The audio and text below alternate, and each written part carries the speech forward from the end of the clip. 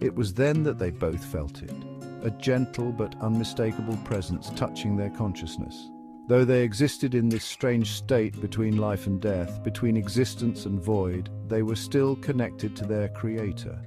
Knowledge flowed into their minds like water into empty vessels. Understanding of what they witnessed, comprehension of the vast design unfolding before them, awareness of their unique position as observers of the impossible. He's showing us, even in this place of endings, we remain His creation. He's granting us the knowledge we need to understand what we're witnessing.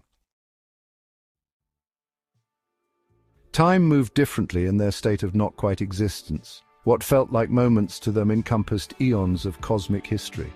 They watched as planets coalesced from stellar dust, as solar systems found their rhythm, as the fundamental forces of physics established their eternal dance. Then their attention was drawn to one particular world, spinning in the perfect distance from its star to sustain something they had never seen before: life. The planet was a masterpiece of blue and green, white clouds swirling across its surface in patterns of breathtaking beauty. Vast oceans covered most of its surface, their waters teeming with creatures that moved and breathed and multiplied according to divine design.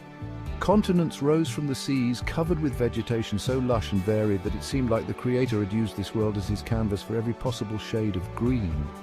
Water, land, life.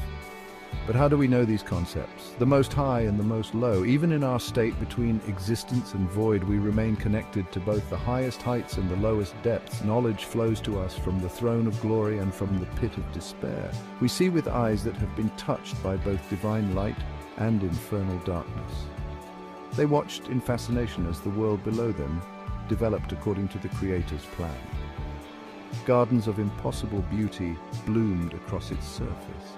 Creatures of every description filled the air, the land and the seas. And then came something new, beings that walked upright, that bore the image of their Creator, that possessed something no other creature had been given, the power of choice. Humans, the Creator's beloved children.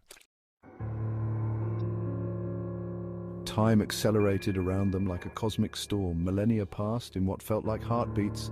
They watched civilizations rise and fall, watched the humans spread across their world, watched them learn and grow and build. But they also watched something else, something that made both warriors' spiritual essence recoil in horror.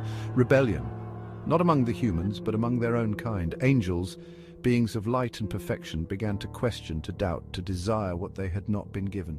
Cash App is $Captain C Devotion Help. Me Venmo is Captain C Devotion Help. And me PayPal is CaptainCPiratesBooty@gmail.com.